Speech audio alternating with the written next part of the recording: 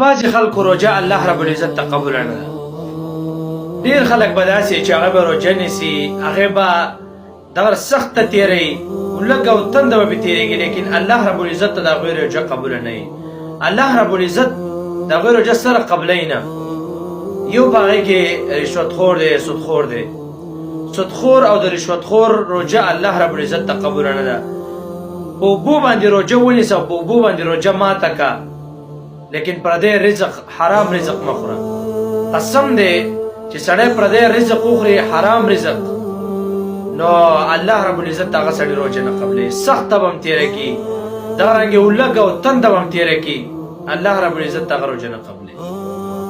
دویم کس دا هغه دی چې دی دغرنګې د یو کس نه مروري، یو کس څه خبرې اترې بند دي، یو کس څه ګپ شپ خبرې اترې، دغرنګې قطع تعلق یې ورسره کلی، نو چې قطع تعلق انسان کلی، نو هغه کس روژه الله رب العزت ته قبوله نه ده. دریم کس دا هغه دی چې مور او پلار ته خفوي.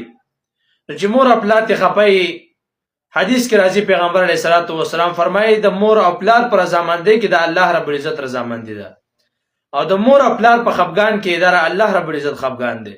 نو مور او پلار چې نه خوشاله، نو الله رب العزت روژه قبلوي.